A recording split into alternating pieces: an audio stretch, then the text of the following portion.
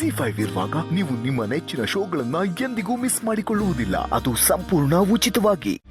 ತುಳಸಿಯವರೇ, ಅದನ್ನ ನಾವು ಮನೇಲಿ ಮಾತಾಡೋಣ. ಅಲ್ಲ, ಇದೆಲ್ಲ ತುಳಸಿಯವರೇ, ಹೇಳಿದ್ನಲ್ಲ, ಮನೇಲಿ ಮಾತಾಡೋಣ. ಅನ್ನಪೂರ್ಣ ಅವರೇ, ನಾವೇನು ಹೊರಡ್ತೀವಿ. ಆಯಿತು ಸರ್, ಈ ಸಲ ನಾವು ಪೂರ್ಣಿಗೆ ತಲುಪಿಸ್ಬಿಡಿ. ಬಿಡುವಾದಾಗ ಪೂರ್ಣಿನ ಆಶ್ರಮಕ್ಕೆ ಬರಕ್ಕೆ ಹೇಳಿ. ಸರಿ, ಹೇಳ್ತೀನಿ. ಹೊರಡೋಣ.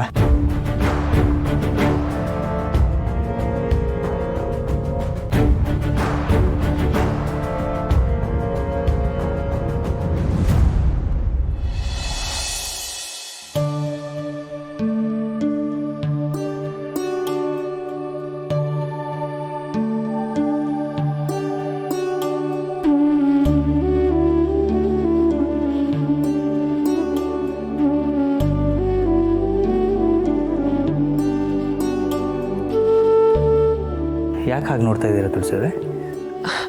ನೋಡಿ, ಈ ಸರ ಎಷ್ಟು ಚೆನ್ನಾಗಿದೆ.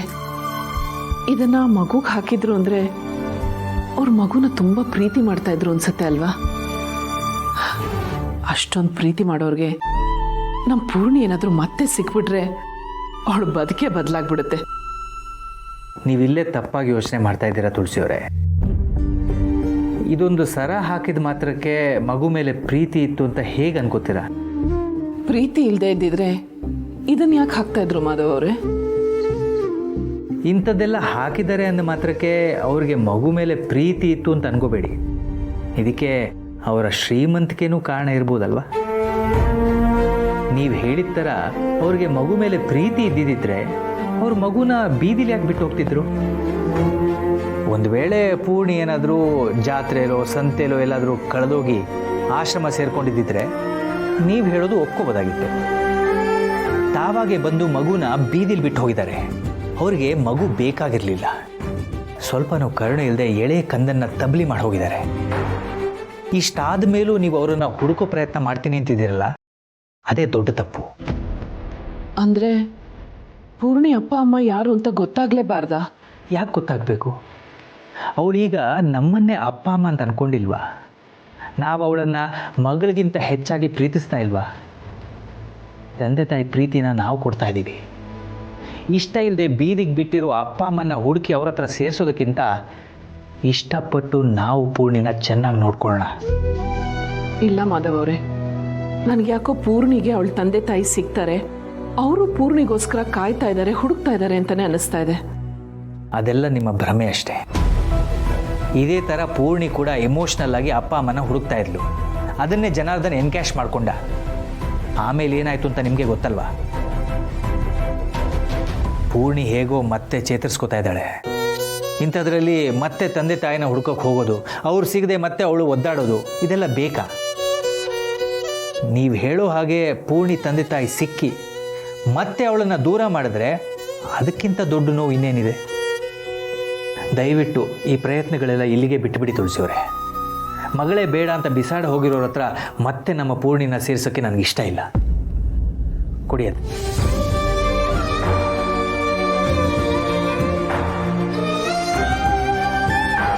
ಇದನ್ನೆಲ್ಲ ಅವಳು ಕೊಡಲ್ವಾ? ಇದನ್ನು ಮತ್ತೆ ಪೂರ್ಣಿ ಕೊಟ್ಟು ಅವಳ ಮನಸ್ಸಲ್ಲಿ ಆಸೆಗಳು ಹುಟ್ಟುವಾಗ ನಾನು ಮಾಡಲ್ಲ. ಅವಳು ಹೇಗಿದ್ದಾಳೋ ಹಾಗೆ ನೆಮ್ಮದಿಯಾಗಿ ಇರಲಿ.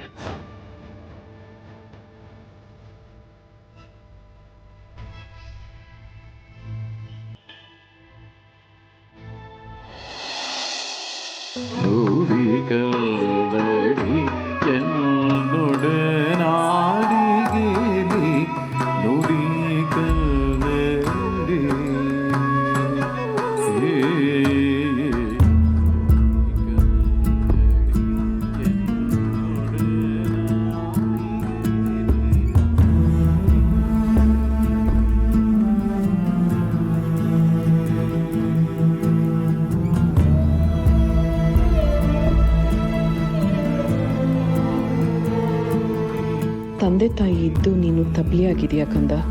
ಅದೆಂಥ ಪರಿಸ್ಥಿತಿಲಿ ಅವರು ನಿನ್ನನ್ನು ತಬ್ಲಿ ಮಾಡಿದ್ರು, ಅಥವಾ ಅಂಥ ಕೆಟ್ಟ ಮನಸ್ಥಿತಿ ಅವ್ರದ್ದಾಗಿತ್ತು ಒಂದು ಗೊತ್ತಾಗ್ತಾ ಇಲ್ಲ.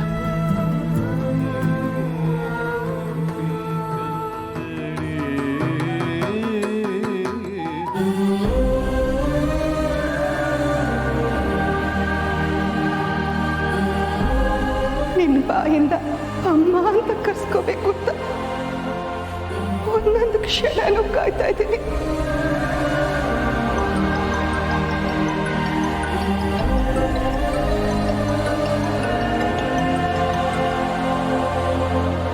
ಹಲೋ ಅಮ್ಮ. ಪೂರ್ಣಿ, ಹೇಗಿದ್ಯಮ್ಮ? ಇಷ್ಟೆಲ್ಲ ಆದಮೇಲೂ ನೀನು ನನ್ನನ್ನು ಅಮ್ಮ ಅಂತ ಕರಿತಿದ್ಯಾ ಅಂದರೆ ನನಗೆ ನನ್ನ ಬಗ್ಗೆನೇ ನಾಚಿಕೆ ಆಗ್ತಿದ್ಯಮ್ಮ. ಛೇ ನೀವು ಯಾಕೆ ಹಾಗೆಲ್ಲ ಅನ್ಕೋತೀರಾ? ಇದರಲ್ಲಿ ನಿಮ್ಮ ತಪ್ಪೇನೂ ಇಲ್ಲ. ನಾನು ಅಮ್ಮ ಅಂತ ಕರೆದಿದ್ದು ಬರೀ ಬಾಯಿ ಮಾತುಕಲ್ಲ. ನನ್ನ ಮನಸ್ಸಲ್ಲಿ ಏನಿದೆ ಅದೇ ಬಾಯಲ್ಲಿ ಬಂತು ಅಷ್ಟೇ.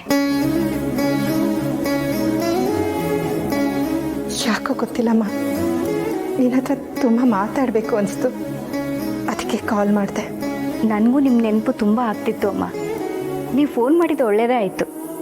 ನಾನು ಹೀಗೆ ಆಗಾಗ ಕಾಲ್ ಮಾಡ್ತಿದ್ರೆ ನಿನಗೇನು ತೊಂದರೆ ಆಗೋಲ್ಲಲ್ವ ಪೂರ್ಣಿ? ತೊಂದರೆನಾ? ಸಂತೋಷ ಆಗೋ ವಿಷಯಕ್ಕೆ ತೊಂದರೆ ಯಾಕಾಗುತ್ತೆ?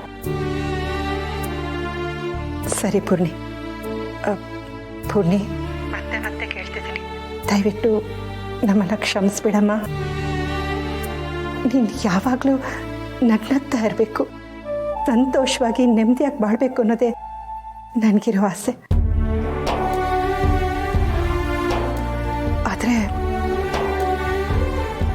ಆದರೆ ಏನಮ್ಮ? ನನ್ನ ಮಗಳೂ ಅಳಿಯಾನು ಸೇರಿಕೊಂಡು ಆ ಮನೆ ಒಡೆಯೋದಕ್ಕೆ ಸಂಚು ಮಾಡ್ತಿದ್ದಾರೆ. ಅದನ್ನು ಹೇಗಾದರೂ ಮಾಡಿ ತಪ್ಪಿಸು ಪೂರ್ಣಿ. ನಾವೆಲ್ಲರೂ ಅದೇ ಪ್ರಯತ್ನ ಮಾಡ್ತಿದ್ದೀವಿ ಅಮ್ಮ. ಯೋಚನೆ ಮಾಡಬೇಡಿ, ಎಲ್ಲ ಒಳ್ಳೇದಾಗತ್ತೆ. ಸರಿ ಪೂರ್ಣಿ, ಅಷ್ಟಾದರೆ ಸಾಕು. ಹುಷಾರ್ ಕಣಮ್ಮ, ನಿನ್ನ ಆರೋಗ್ಯನ ಚೆನ್ನಾಗಿ ನೋಡ್ಕೋ. ಆಯ್ತಮ್ಮ, ನೀವು ಹುಷಾರು.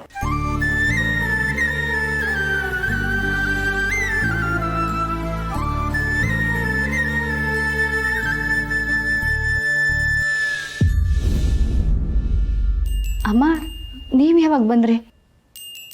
ನೀನು ಫೋನಲ್ಲಿ ಮಾತಾಡ್ತಾ ಇದೆಯಲ್ಲ, ಆಗಲೇ ಬಂದೆ. ವನಜಾ ಅಮ್ಮ ಫೋನ್ ಮಾಡಿದ್ರು. ಏನೋ ಗೊತ್ತಿಲ್ಲ, ಅವ್ರ ಮಾತನ್ನ ಕೇಳ್ತಿದ್ರೆ ಏನೋ ಒಂಥರ ಸಂತೋಷ ಆಗುತ್ತೆ, ಮನ್ಸಿಗೆ ಸಮಾಧಾನ ಅನಿಸುತ್ತೆ. ನಿಜಾನೋ ಸುಳ್ಳು, ಅವ್ರು ನಿನ್ನ ತಾಯಿ ಅನ್ನೋ ವಿಷಯ ಕೇಳಿದಾಗ ದೇವ್ರು ಅದನ್ನು ನಿಜ ಮಾಡಬಾರ್ದಾಗಿತ್ತ ಅಂತ ನಂಗೆ ಅನಿಸಿತ್ತು ಪೂರ್ಣಿ. ಅವ್ರು ನಿನ್ನ ಮೇಲೆ ಇಟ್ಟಿರೋ ಪ್ರೀತಿ, ಅವ್ರು ನಿನ್ನ ನೋಡ್ಕೊಳ್ಳೋ ರೀತಿ, ಅದನ್ನೆಲ್ಲ ನೋಡ್ತಿದ್ದಾಗ ನೀವಿಬ್ಬರು ಅಮ್ಮ ಮಗಳೇ ಆಗಿರಬಾರ್ದಾಗಿತ್ತ ಅಂತ ನಂಗೆ ಅನಿಸುತ್ತೆ. ಅಮ್ಮ, ಇನ್ಮೇಲೆ ನಾನು ಆ ರೀತಿ ಯೋಚನೆ ಮಾಡೋದನ್ನೇ ಬಿಟ್ಬಿಡ್ಬೇಕು ಅಂದ್ಕೊಂಡಿದ್ದೀನಿ. ಕನಸು ಕಾಣೋದು ಕಮ್ಮಿ ಮಾಡಿದ್ರೆ ಕಣ್ಣಲ್ಲಿ ನೀರು ಬರೋದು ಕಮ್ಮಿ ಆಗ್ಬೋದೇನೋ ಅಂತ. ಈಗಲೂ ನನ್ನ ಮುದ್ದು ಅಮ್ಮ ನೀವಿದ್ದೀರಲ್ಲ, ನನಗಷ್ಟು ಸಾಕು.